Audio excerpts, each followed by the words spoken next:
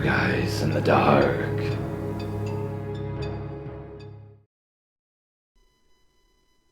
I live in a room with a private bathroom off of my landlady's home. It's a pretty convenient setup. I'm almost never home other than to sleep, so generally the little annoyances don't really bother me. But holy hell, I want to throw this girl into a bag and drown her into the river. She's 19 years old, living at home while she takes time off from college. Okay, pretty reasonable. I've been there before. Except for she acts like a little 5-year-old. Her speaking voice, at best, is yelling. At worst, it's a demon's screech from hell. She likes to hang out in the room directly next to mine and scream at full volume at her mother pretty much every single day. They're not normal arguments either. Her mother is always very calm and reasonable, while this girl just throws tantrums like a child because she doesn't like what her mother is making for dinner, or her mother isn't paying enough attention to her. Just really the kind of stuff that a toddler would do, and would also love complaining about.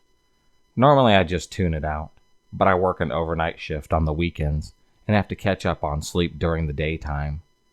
Unfortunately for me, she has the weekends off, and it seems like they are her favorite time to scream for hours on end. This girl also fancies herself a singer, and is trying to get herself into a performance arts program at college. She applied to a bunch, now that I think of, and she likes to practice for her auditions again in the room right next to mine. Her voice literally sounds like a dying cat, hence the river drowning. Of course, if anyone tries to give her constructive criticism, she just shrieks at them, so they let her be. Now recently, I've heard a lot of sobbing from her because she's starting to get rejection letters from the colleges that she's been applying to with these horrible auditions. I normally try to keep as much distance from her as possible, but her sister and I are friends, so when her sister is visiting from out of town, this girl will invite herself along to our plans, and since we don't want to listen to her scream, we just let it happen. One of those outings, I learned that she also has a dancer. I figured that we had finally found some common ground, so I asked her what style she was into, and she says ballet, modern, and tango. I don't know much about the first two, but I'm a competitive international ballroom dancer, so I tried asking her what style tango that she dances, assuming she probably also dances the other dances in style, and just mentioned the dance that she's working on.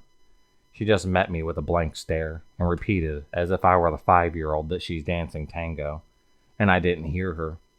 So I elaborate, asking if she means international or American, and she starts to get pissed off, saying that she just dances regular tango.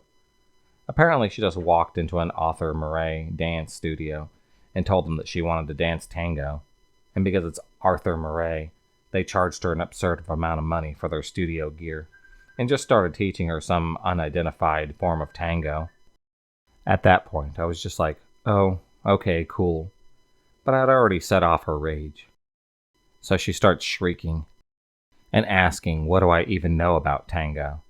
I reminded her that I'm a ballroom dancer, and her response was, I don't dance ballroom. I dance tango. Aren't you fucking listening? We just don't really speak anymore, and yet the headache just from listening to her in the next room never seems to go away. There's always a particular type of person who seems to feel like they're the only thing standing between society and complete collapse. And about 6 years ago, my downstairs neighbor was one of them. She was aloof and paranoid, and she'd imagined threats from almost everywhere, which made the fact that she thought of herself as some kind of secret agent all the more annoying. Said neighbor was always trying to find ways of getting me, and anyone else who she thought was suspicious, to move out of the building. She'd stage loud telephone calls with headquarters about the alarming behavior of the other tenants, like my tendency to get home after 9 in the evening, which was clearly scandalous, and frequently yell at the people who'd stand on the corner to smoke. On one occasion, I heard her shouting at someone over the placement of a flower pot in their window, which was obviously an indication that they were selling drugs. Then one afternoon, I found this taped to a wall in a stairwell. Third Federal, sponsored by Third Federal. Get $1,000 for purchase of your new home. Offer ends 8/31. Lock rate at reapproval. If rates go even lower, you can request the lower rate just by asking. Loan approval good for 6 months. See more. It was perhaps the most ridiculous attempt at an official document that I've ever seen, and I'm including the time that my friend Jonathan, then 9 years old, made a flyer for bodyguard services.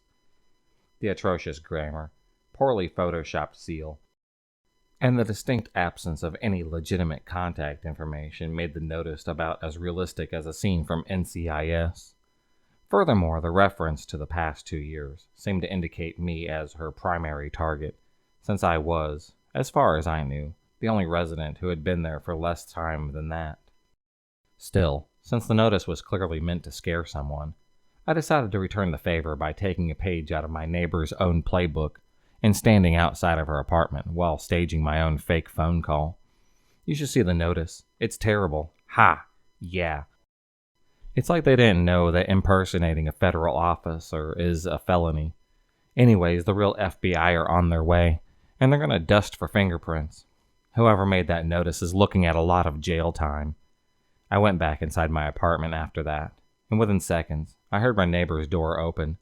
There was a sound of hurried footsteps rushing towards the stairwell, followed by an equally hurried retreat. When I went out to check 5 minutes later, the notice was gone. I've since moved away from that location, but for the rest of the time that I lived there, the lady never bothered me again. I moved not too long ago, but my old neighbors were the worst. The place across the street was a duplex and had a revolving door of awful people. The first year I lived at that place wasn't too bad. It was a reclusive guy on one side and a woman with 3 kids on the other. The only problem was, this woman wouldn't watch her kids at all.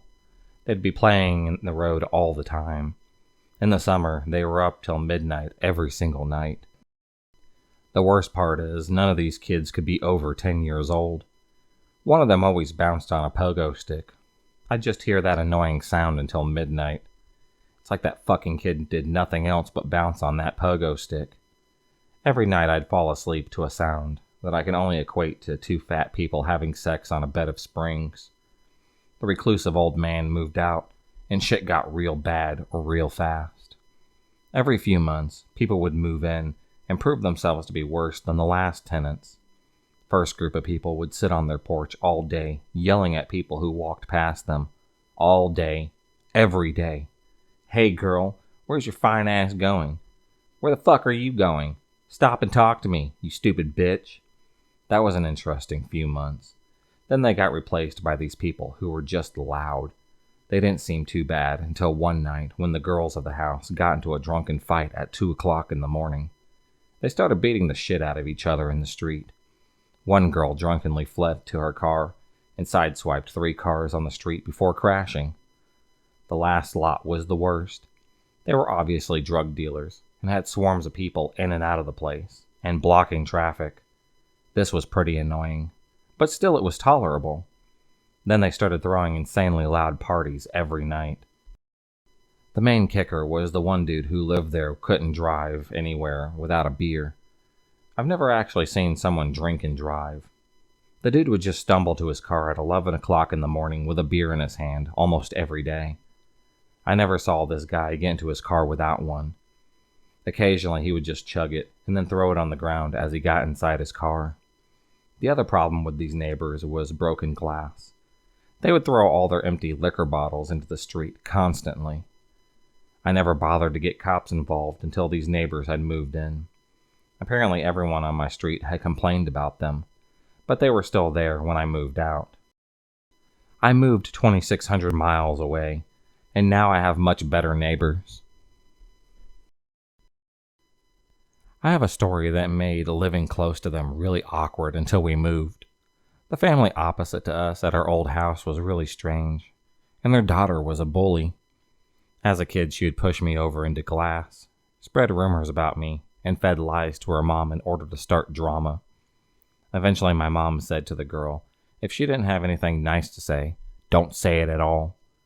So in response, the girl goes to her mom, and I don't know what she said, or whatever her mom was just nuts, more likely the latter.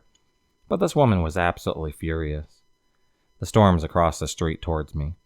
The 7-year-old girl, like an enraged rhino, scared shitless to run inside my house. Second later, she ran to the door, starts furiously hammering on our door. My mom answers, and this woman is screaming. Yes, screaming about how dare she do X, Y, and Z. My mom tells her to get off the property and tries to shut the door on her. This woman puts her foot in the gap of the door, practically foaming at the mouth, points in my direction, and screams, "She's a little bitch." Fun fact, my even crazier aunt was living with us at the time with my 2 cousins. My younger cousin was standing in front of me as this crazy lady pointed and screamed at me, so my crazy aunt thought that she was talking about my cousin. My aunt launches herself at this woman, tackling her to the floor. My mom tries to break it up, but then this delightful specimen pulled her hair, and so my mom started punching her in the face. It went on like that for a while, until the husband literally drags his crazy wife home by her hair. So living with them opposite was really awkward for a very long time. The bully girl bit off more than she could chew, seemingly as after that there was no more drama from her. Her crazy mom happens to be a nurse at a hospital. If you enjoyed this video, please subscribe, like, and hit the bell for notifications on future videos, and become a stalker of the night. And I'll see you next time.